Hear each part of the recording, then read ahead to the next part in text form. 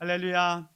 오늘도 하나님의 은혜와 축복이 여러분과 여러분의 가정에 충만하시기를 주의 이름으로 축원합니다. 함께 앞뒤 좌우 형제에게 인사하겠습니다. 당신에게 좋은 일이 일어나고 있습니다. 하나님의 축복의 산에 오릅시다. 하나님의 축복의 통로가 됩시다. 아멘.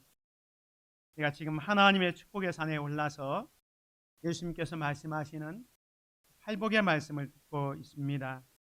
오늘은 팔복의 말씀 6번째 시간으로 마음이 청결한 자는 복이 있나니 그들이 하나님을 볼 것이며 라는 말씀을 같이 생각하면서 함께 은혜를 받기를 원합니다. 복되다 이 사람 마음이 청결한 자여. 오늘 말씀 5장 8절에 보면 마음이 청결한 자는 복이 있나니 그들이 하나님을 볼 것이며 라고 말씀합니다. 오늘 말씀은 뒤에서부터 같이 생각을 하겠습니다. 예전에는 심령이 가난한 자는 복이 있나니 애통하는 자는 복이 있나니 해서 앞에 말씀을 생각하고 이런 자에게 어떤 복이 있는지에 대해서 말씀을 드렸는데 오늘은 뒤에 그들이 하나님을 볼 것이며 부터 말씀을 생각하겠습니다. 오늘 이 말씀의 의미는 뭡니까? 마음이 청결한 자가 복이 있다. 그 복이 뭐냐? 하나님을 볼 수 있다는 겁니다. 다시 말하면 하나님을 보는 것이 복이다. 이렇게 말씀하고 있습니다. 하나님을 보는 것이 행복이다. 그러면 제가 여러분에게 한번 질문해 보겠습니다. 여러분은 하나님을 보셨습니까? 보신 분 두 분밖에 안 계십니다. 하나님 보셨습니까? 네, 아멘. 하나님을 볼 수 있습니까? 아멘. 예. 우리는 하나님을 육신의 눈으로는 볼 수가 없습니다. 하나님은 영이시기 때문에 우리의 육신의 눈으로는 볼 수가 없습니다. 그래서 요한복음 1장 18절에 보면 원래 하나님을 본 사람이 없으되 아버지 품속에 있는 독생하신 하나님이 나타내셨느니라 말씀합니다. 원래 하나님을 본 사람은 없다는 거예요. 그런데 우리 인간은 하나님을 보고 싶어 해요. 그래서 많은 사람들이 하나님 보여달라 이렇게 얘기합니다. 심지어 예수님의 제자였던 빌립도 예수님에게 하나님을 보여달라라고 요청을 합니다. 요한복음 14장 8절에 보면 빌립이 이르되 주여 아버지를 우리에게 보여주옵소서 그리하면 족하겠나이다. 예수님께서 이 세상에 오셔서 공생애를 마치고 다시 하나님 나라로 가셔야 되는데 제자들 불러놓고 내가 너희를 떠나 하나님 나라에 간다. 내가 가야 너희를 위하여 거처를 준비하기 위하여 간다라고 말씀합니다. 그랬더니 3년 동안 예수님을 따라다녔던 제자들이 예수님이 간다니까 두려움과 근심이 쌓여 있었습니다. 그때 제자였던 빌립이 주여 아버지를 우리에게 보여주옵소서 그리하면 족하겠나이다. 하나님 보여주십시오. 그러면 족하겠습니다 라고 얘기합니다. 그때 예수님께서 뭐라고 대답하십니까? 빌립아 내가 이렇게 오래 너희와 함께 있으되 네가 나를 알지 못하느냐? 나를 본 자는 아버지를 보았거늘 어찌하여 아버지를 보이라 하느냐 라고 말씀합니다. 하나님이 인간의 몸을 입고 이 땅에 오신 분이 예수님입니다. 그래서 예수님을 보면 하나님을 보는 거예요. 근데 3년 동안 따라다녔던 빌립이 예수님을 보면서 예수님이 떠나간다고 하니까 하나님 보여주십시오. 그리하면 족하겠나이다 라고 이야기하고 있는 겁니다. 왜냐하면 하나님 보여야 우리 믿음이 흔들리지 않는다 라고 생각이 되어지는 거죠. 요즘에도 우리가 전도하다 보면 하나님 보여달라 하는 사람들이 있습니다. 하나님을 보여줘. 그러면 내가 믿을게. 보이지 않는 하나님 나보고 믿으라고? 차라리 나를 믿는다. 또 내 주먹을 믿는다 하면서 보이는 하나님을 찾고 있습니다. 이처럼 하나님을 보여달라고 하는 요구는 제자였던 빌립뿐만 아니라 구약시대의 모세도 하나님을 보고 싶어 했습니다. 출애굽기 33장 18절에 보면 모세가 이르되 원하건대 주의 영광을 내게 보이소서. 이 모세가 시내산에서 하나님의 말씀을 받잖아요. 십계명을 받을 때 그 영광스러운 하나님을 직접 만나고 싶었습니다. 그래서 주의 영광을 내게 보이소서 라고 이야기하는 거예요. 근데 하나님이 뭐라고 말씀합니까? 20절에 네가 내 얼굴을 보지 못하리니 나를 보고 살 자가 없음이니라 라고 말씀합니다. 하나님의 얼굴을 직접 볼 수 없다 이렇게 말씀하고 있습니다. 그런데 오늘 본문은 마음이 청결한 자는 복이 있나니 그들이 하나님을 볼 것이미요 라고 말씀합니다. 하나님을 볼 수 없다고 하는데 마음이 청결한 자가 복이 있고 그들이 하나님을 볼 것이다 라고 말씀합니다. 그렇다면 오늘 이 마태복음 5장 8절에서 말하는 하나님을 본다는 의미는 무슨 뜻일까요? 여기서 하나님을 본다는 의미는 마음으로 하나님을 인식하고 경험하는 것을 말합니다. 그래서 그 하나님과 교제하는 삶을 우리는 하나님을 본다 이렇게 이야기하는 겁니다. 다시 말씀드리면 우리가 하나님을 본다라는 것은 하나님의 계심과 그의 임재하심을 믿는 것을 말합니다. 그래서 하나님을 본다라는 말과 하나님을 안다라는 말은 사실은 동의어입니다. 여러분이 하나님을 본다 또 하나님을 안다라는 말은 동의어라는 거예요. 에베소서 1장 17절에서 19절의 말씀에 보면 이런 말씀이 있습니다. 우리 주 예수 그리스도의 하나님 영광의 아버지께서 계시와 지혜와 계시의 영을 너희에게 주사 하나님을 알게 하시고 너희 마음의 눈을 밝히사 그의 부르심의 소망이 무엇이며 성도 안에서 그 기업의 영광의 풍성함이 무엇이며 그의 힘의 위력으로 역사하심을 따라 믿는 우리에게 베푸신 능력의 지극히 크심이 어떠한 것을 너희로 알게 하시기를 구하노라 말씀합니다. 이 말씀은 바울이 지금 로마 감옥에 있습니다. 로마 감옥에서 에베소 교회에게 편지하는 겁니다. 에베소 교회는 이미 예수 그리스도를 믿어서 하나님을 알고 있고 하나님을 보는 신앙생활을 하고 있습니다. 그런데 바울이 그 에베소 교회 성도들을 위해서 기도할 때 우리 주 예수 그리스도의 하나님 영광의 아버지께서 지혜와 계시의 영을 에베소 교회 성도들에게 주셔서 하나님을 더 많이 알게 하시고 18절에 너희 마음의 눈을 밝히사 등등등 너희도 알게 하시기를 구하노라 라고 말씀합니다. 우리가 눈을 열어서 보는 겁니까? 아는 겁니까? 눈은 보는 겁니다. 그런데 바울은 너희 마음의 눈을 밝히사 하나님께서 우리를 부르심의 소망이 무엇인지를 알고 또 성도 안에서 그 기업의 영광의 풍성함이 무엇임을 알고 우리에게 베푸신 능력의 지극히 크심이 어떠한 것을 이 에베소 교회가 알기를 구한다라고 말씀합니다. 다시 말해서 마음의 눈을 열어서 본다라고 하지 않고 마음의 눈을 밝혀서 하나님의 그 사랑과 은혜와 축복을 알게 하옵소서라고 말씀합니다. 그래서 하나님을 본다라는 말과 하나님을 안다는 말은 사실은 동의어다 이렇게 생각하면 좋겠습니다. 자, 그러면 어떤 자가 하나님을 볼 수 있습니까? 어떤 자가 하나님을 볼 수 있을까? 성경은 거듭난 자가 하나님을 볼 수 있다 이렇게 말씀합니다. 요한복음 3장 3절에 보면 예수께서 대답하여 이르시되 진실로 진실로 네게 이르노니 사람이 거듭나지 아니하면 하나님의 나라를 볼 수 없느니라 말씀합니다.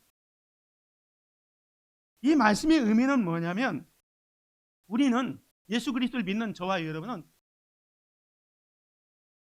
특별한 것이 있어요. 그 특별한 게 뭐냐면 하나님을 볼 수 있는 눈을 가졌다는 거예요.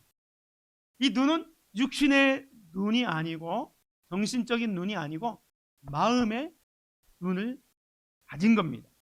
이 마음의 눈을 가지고 우리는 하나님을 보게 되는 겁니다. 성령님께서 우리의 마음의 눈을 열어서 예수님을 나의 주, 나의 하나님으로 고백하게 되는 것. 이것을 소위 거듭남이라고 얘기합니다.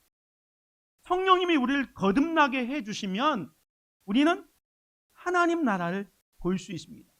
오늘 요한복음 3장 3절을 보면 사람이 거듭나지 아니하면 하나님 나라를 볼 수 없느니라. 바꾸어 말하면 누구든지 성령으로 거듭나면 하나님 나라를 볼 수 있느니라. 이렇게 말씀하고 있는 거예요. 보는 눈은 어떤 눈? 심령의 눈, 마음의 눈으로 하나님을 보는 겁니다. 하나님 나라를 본다는 것은 예수님을 본다는 말이고 예수님을 본다는 말은 곧 하나님을 본다는 거예요. 오늘 저와 여러분들은 하나님을 보는 눈을 가지고 있습니다. 있습니까? 하나님을 보는 마음의 눈을 가지고 있습니다. 그것 때문에 이 자리에 와 있는 거예요. 그것 때문에 여기 와서 하나님 앞에 예배하는 거예요. 우리가 예배할 때 저를 보고 예배하는 게 아니잖아요. 보이지 않는 하나님이지만 그 보이지 않는 하나님을 보면서 그 하나님 앞에 예배하는 겁니다. 그러므로 우리는 하나님을 보는 눈이 있는 것입니다. 두 번째로 누가 하나님을 볼 수 있냐면 마음이 청결한 자가 하나님을 볼 수 있습니다. 오늘 본문에 마음이 청결한 자는 복이 있나니 그들이 하나님을 볼 것이며 라고 말씀합니다. 우리가 거듭났지만 성령으로 말미암아 거듭났지만 우리 마음이 여전히 아직 완전하게 성화되지 못했기 때문에 우리는 마음에 더럽고 추하고 악한 것으로 차에 있습니다. 그것이 차에 있으면 마음이 더러워져서 하나님을 볼 수가 없는 겁니다. 그래서 하나님을 보기 위해서는 거듭난 것만으로는 안 되고 거듭난 저와 여러분들이 마음이 청결해야 하나님을 볼 수 있다는 겁니다. 그래서 하나님을 본다는 것은 하나님을 마음으로 인식하고 하나님과 인격적으로 교제하는 것을 의미합니다. 우리는 신학적으로 이런 얘기를 합니다. 하나님은 어느 곳에서나 계시다. 어디에나 계시다. 이걸 이제 무소부재하신 하나님. 여기에도 계시고 여러분의 가정에도 계시고 저 중국 땅에도 계시고 세상의 어느 나라, 어느 시간, 어느 때에도 하나님이 계시는 것을 무소부재하신 하나님이라고 얘기합니다. 하나님은 어디에나 계십니다. 믿습니까? 그 어디에나 계시는 하나님 우리는 왜 볼 수 없습니까? 하나님이 어디에나 계시는데 왜 우리가 보지 못하는가? 오늘 말씀에 보면 거듭나지 못했기 때문에 거듭났다 하더라도 마음이 청결하지 못하기 때문에 하나님을 못 보는 거예요. 마음이 청결하지 못해서 하나님을 보지 못하는 우리 인간. 성경이 그렇게 우리 인간의 마음을 진단하고 있습니다. 우리 마음은 죄로 더러워졌습니다. 원래 하나님께서 우리를 창조하실 때는 깨끗한 마음으로 창조해 주셨는데 아담과 하와의 범죄 이후로 마음이 더러워졌어요. 그래서 성경 에레미야 17장 9절에 보면 만물보다 거짓되고 심히 부패한 것은 마음이다. 만물보다 거짓되고 심히 부패한 이유가 뭡니까? 아담과 하와가 범죄한 이후로 죄가 우리 마음속에 들어오서 우리를 더럽게 만드는, 우리의 마음을 더럽게 만들어서 이 마음의 눈을 가지고 하나님을 봐야 되는데 하나님을 볼 수가 없는 거예요. 창세기 6장 5절에 보면 여호와께서 사람의 죄악이 세상에 가득함과 그 마음으로 생각하는 모든 것이 항상 악할 뿐임을 보셨어요. 죄가 들어와서 우리 마음에서 나온 모든 것들이 항상 악한 거예요. 죄로 가득 차 있기 때문에 우리 마음이 어두워지고 침침해서 하나님을 볼 수가 없는, 하나님의 형상대로 지음받은 인간이 타락한 이후에 죄악이 들어왔기 때문에 하나님을 볼 수가 없다. 예수님도 이런 우리 인간의 마음 상태를 이렇게 진단을 하셨습니다. 마태복음 15장 8절에 보면 입에서 나오는 것들은 마음에서 나오나니 이것이야말로 사람을 더럽게 하느니라. 마음에서 나오는 것은 악한 생각과 살인과 간음과 음란과 도둑질과 거짓 증언과 이방인이라고 말씀합니다. 이 죄들이 우리 마음을 더럽혀서 이 마음의 눈으로 하나님을 볼 수가 없게 되었다는 겁니다. 여러분이 남을 미워해 보십시오. 마음이 침침해집니다. 그렇게 되면 하나님은 흐릿하게 보이는 겁니다. 증오를 가지고 다른 사람을 대해 보십시오. 우리 마음이 달라집니다. 용서하지 못하고 마음속에 계속 미움의 불길이 타오르면 그 마음의 눈은 어두워집니다. 그러면 누가 안 보이느냐? 하나님이 안 보이는 거예요. 음욕을 품어 보십시오. 잘생긴 여자를 볼 때마다 이상한 생각을 해보십시오. 벌써 마음이 더러워지는 거예요. 그럼 누가 안 보이느냐? 하나님이 안 보이는 겁니다. 마치 눈을 갖고 있어도 우리 눈에 뭔가 이렇게 더러운 것이 덮어버리면 안 보이는 것과 같은 이치입니다. 여러분이 거짓말을 해보십시오. 하나님이 옆에 있어도 옆에 있는 하나님을 볼 수가 없습니다. 왜? 죄가 우리의 마음의 눈을 덮어버리기 때문에 하나님을 볼 수 없는 겁니다. 사랑하는 성도 여러분, 하나님을 볼 수 있다는 것은 복된 겁니다. 그러나 인간은 죄로 이 마음의 눈이 더러워지고 어두워져서 하나님을 볼 수 없게 되었습니다. 마음에 죄악으로 채워져 있으면 하나님은 흐려지고 안 보이게 됩니다. 마음이 청결한 자가 하나님을 볼 수 있습니다. 자, 그러면 마음을 청결하게 한다는 것은 무슨 의미일까? 마음이 청결해야 하나님을 볼 수 있다고 하는데 우리의 마음을 청결하게 한다는 것은 무슨 의미일까? 오늘 마음이 청결한 자는 복이 있나니 라고 말씀합니다. 그런 자가 하나님을 본다라고 말씀합니다. 이 청결이라는 말은, 청결하다는 말은 헬라어로 카타로스라는 단어를 씁니다. 카타로스. 여기에서 나온 말이 카타르시스라는 말입니다. 카타르시스라는 말을 여러분 알 겁니다. 의사들이 말하기도 하고 심리학자들이 말하죠. 카타르시스. 정화한다라는 거죠. 순수하다, 깨끗하다라는 의미를 카타로스라고 얘기합니다. 근데 이 의미를 좀 더 깊이 알려면 이 카타로스가 어떤 용법으로 쓰였는지를 우리가 살펴보면 이 카타로스, 청결케 하다라는 말을 조금 이해할 수 있습니다. 이 카타로스는요, 가을에 곡식을 수확하면 알곡과 쭉정이가 있습니다. 그러면 농부는 알곡과 쭉정이를 다 이렇게 분리해내잖아요. 쭉정이는 버리고 알곡을 모아놨을 때 이것을 카타로스, 알곡과 쭉정이를 구분해서 알곡만 모아놓은 상태, 순수한 거죠. 이걸 카타로스라고 얘기합니다. 그 다음에 전투에 임하는 군인 중에 정예 군인을 선발할 때 카타로스라고 얘기합니다. 쉬운 예로 기드온의 300명의 용사를 뽑을 때를 보십시오. 미디안의 군사들과 대항하기 위해서 군사를 모집하니까 처음에 몇 명이 왔습니까? 32,000명이 왔습니다.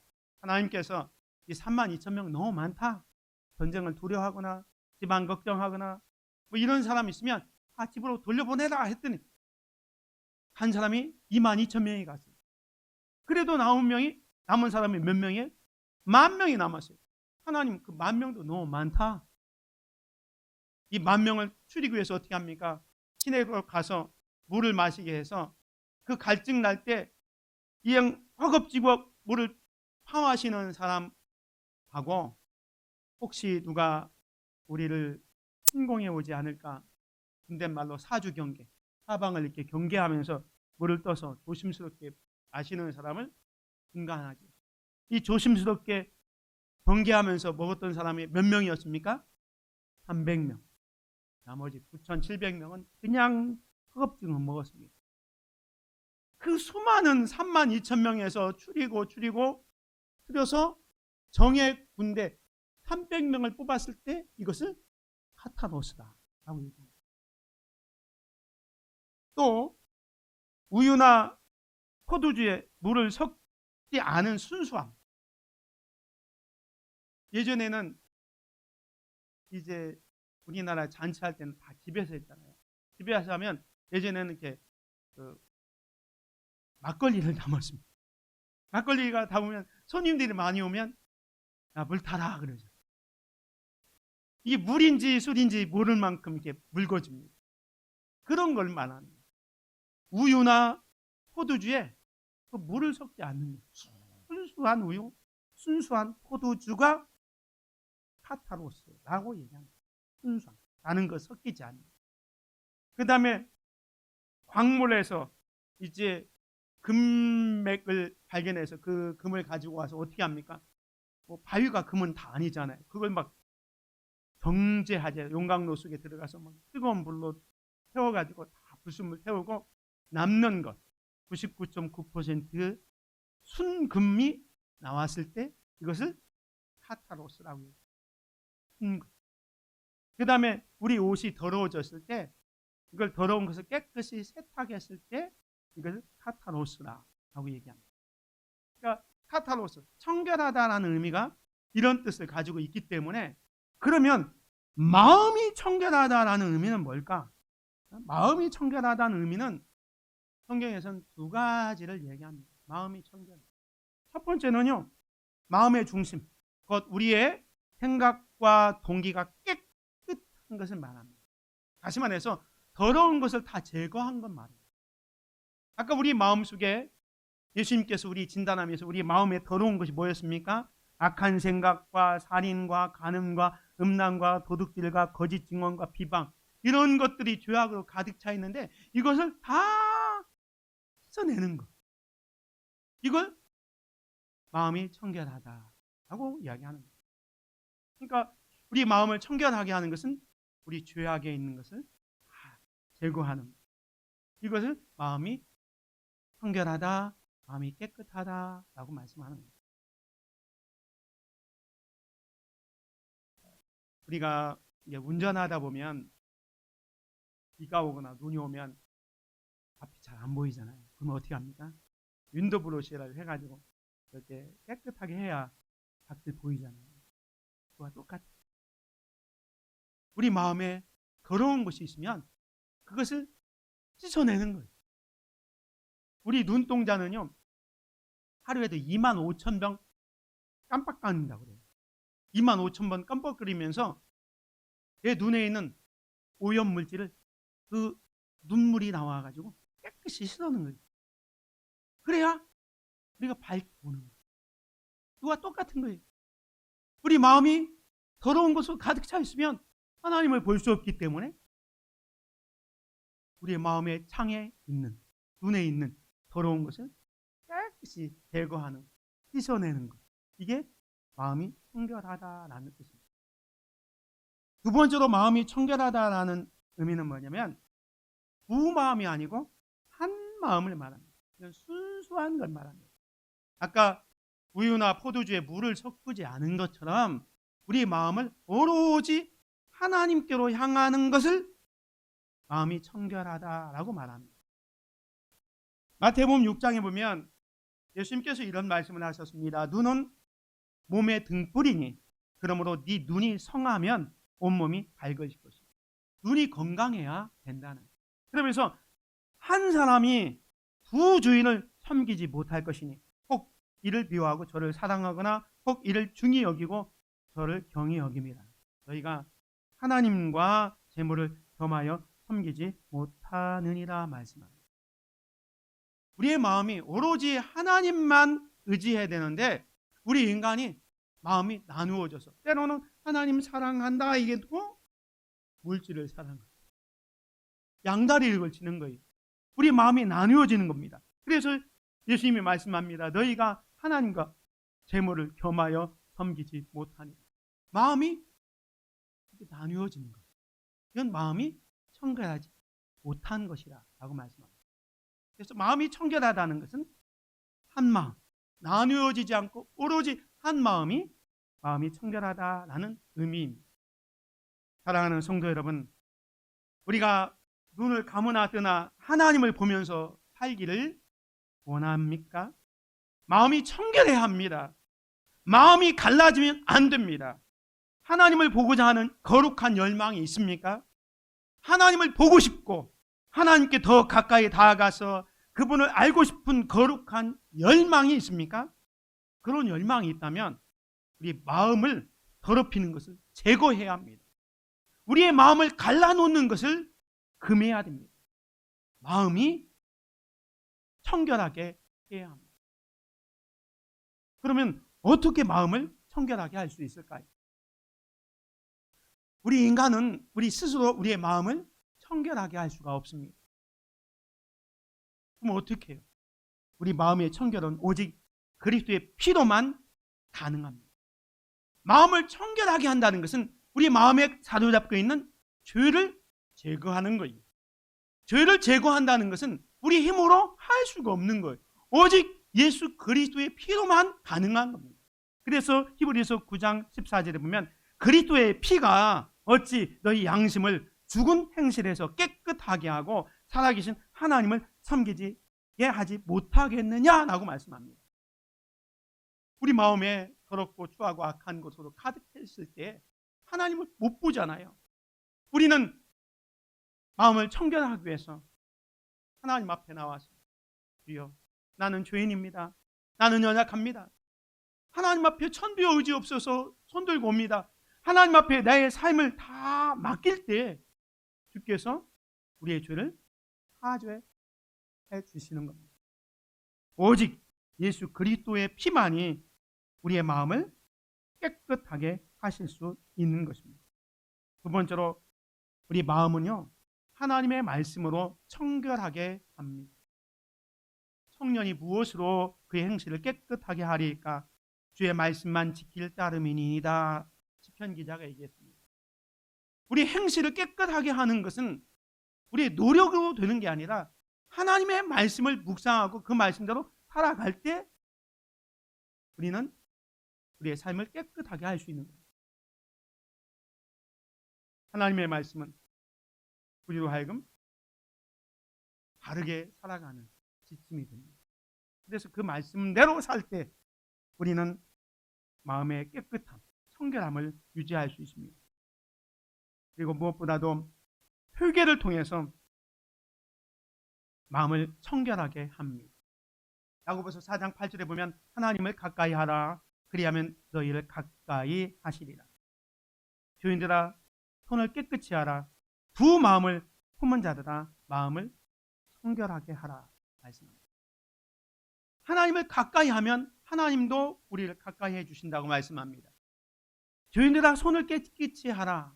우리가 하나님 앞에 나아가려면 손을 씻어야 됩니다. 이건 마치 구약의 제사장들이 하나님 앞에 제사로 들어갈 때 손 씻는 것과 같아요. 근데 손만 씻는다고 되는 게 아니라 두 마음을 품은 자들아 마음을 청결하게 하라. 손만 씻는 게 아니라 오로지 두 마음, 세상을 향하고 하나님을 향하고 이 양다리 거치는 갈라진 마음이 아니고 두 마음을 품은 자들아 마음을 청결하게 하라.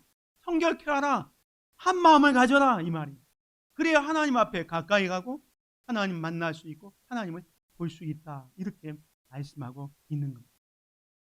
마음을 청결하게 하는 것은 예수 그리스도의 보혈로 씻음을 받는 겁니다. 하나님의 말씀을 듣고 순종하는 삶을 통해 우리의 마음은 깨끗해집니다. 마음의 더러운 죄를 회개할 뿐만 아니라 적극적으로 하나님을 가까이 하는 것을 통해서 우리의 마음을 청결하게 할 수 있습니다. 마음이 청결한 자가 하나님을 보는 행복을 누리게 됩니다. 마음이 청결해서 하나님을 보는 행복을 누리시기를 주의 이름으로 축원을 드립니다. 오늘 본문 말씀, 마음이 청결한 자는 복이 있나니 그들이 하나님을 볼 것이며 라고 했습니다. 사실 우리가 하나님을 보는 것 행복이잖아요. 그런데 사람들이요, 사실 하나님을 봐야 되는데 하나님 보지 않고 자기의 관심 있는 것만 봅니다. 그게 대상이 물질적인 것이 되기도 하고 때로는 정신적인 것이 되기도 하지만 우리 마음이 관심 있는 것을 보는 거예요.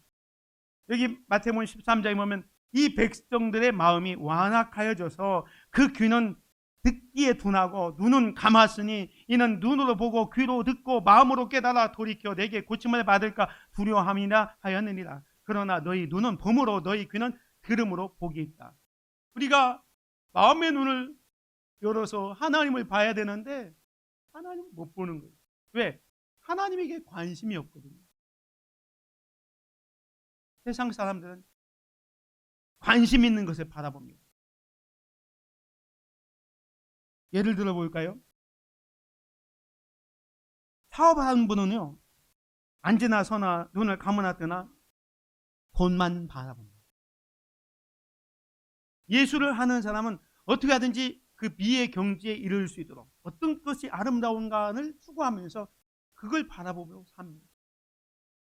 정치하는 분들, 요즘 이제 총선을 앞두고 정치하는 분들 보십시오. 이분들의 눈에는요, 오직 권력, 명예, 그것밖에 안 보여요. 그래서 그걸 보고 막 달려가는 거예요. 하나님을 믿는 저와 여러분도 똑같아요. 그 사람들과 다르지 않습니다.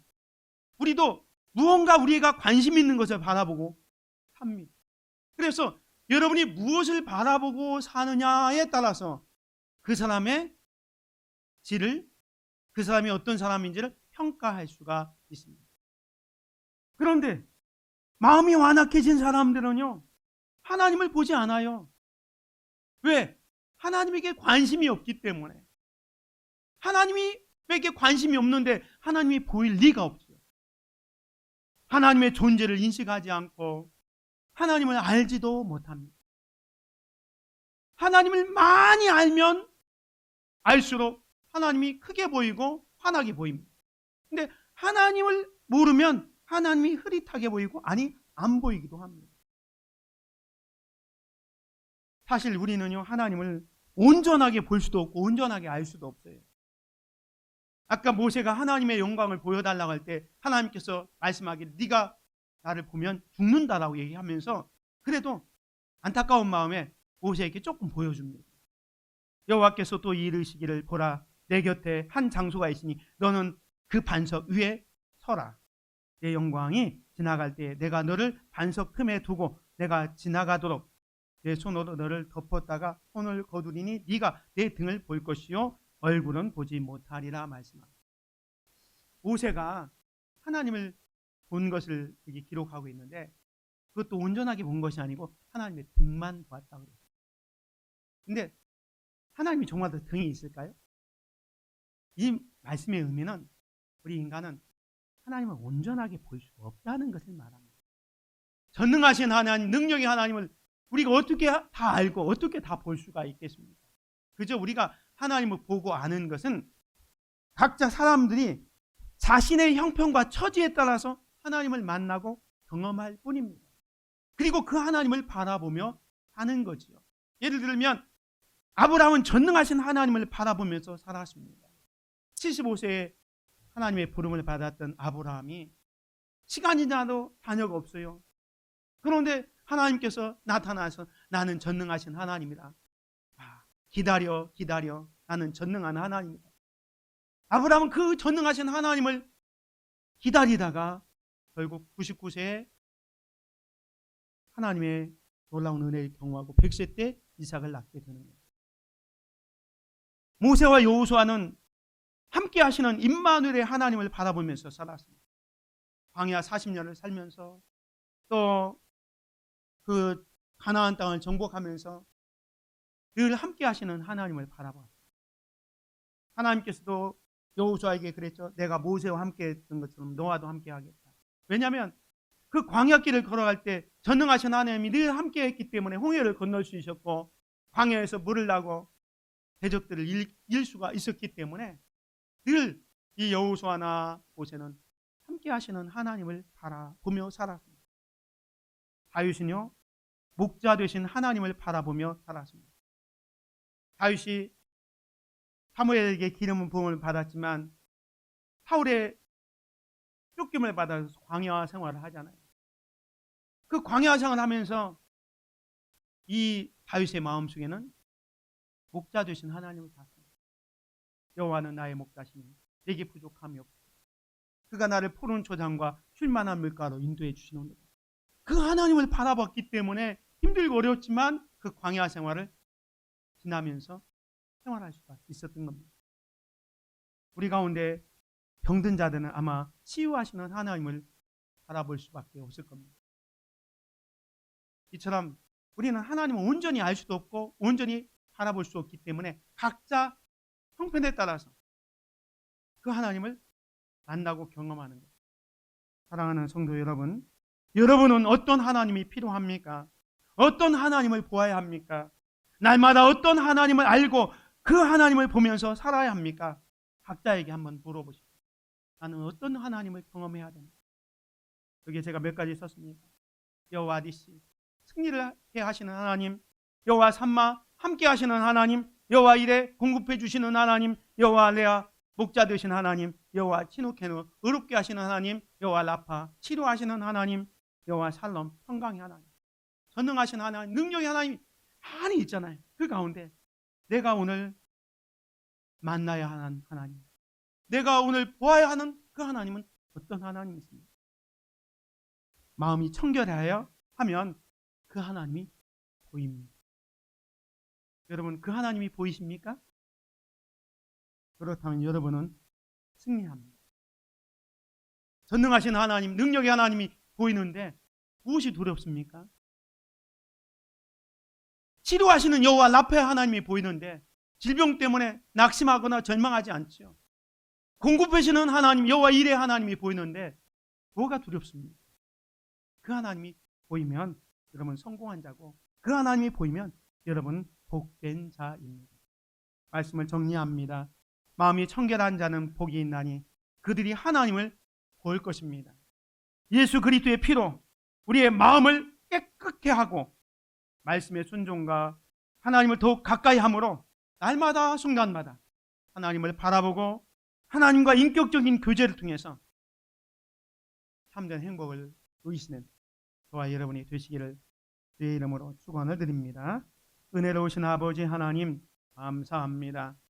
오늘 하나님의 축복의 산에 올라 주님이 말씀하시는 6번째 복, 마음이 청결한 자는 복이 있나니 그들이 하나님을 볼 것이며 라고 말씀하신 것을 생각했습니다. 아버지 하나님, 우리의 마음의 눈을 열어서 나와 함께 하시는 임마누엘의 하나님을 볼 수 있게 하여 주옵소서. 우리의 마음의 눈을 열어서 우리에게 공급해 주시는 여호와 이레의 하나님을 보게 하여 주옵소서. 우리의 마음의 눈을 열어서 우리를 치료하시는 여호와 라파의 하나님을 바라보게 하여 주시고 전능하신 하나님, 능력의 하나님 바라볼 수 있게 하여 주시옵소서. 승리케 하시는 여호와 니시의 하나님을 바라볼 수 있게 하여 주시옵소서.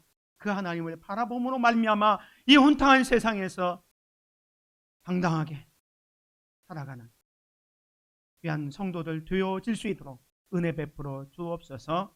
예수 그리스도의 이름으로 기도드립니다. 아멘.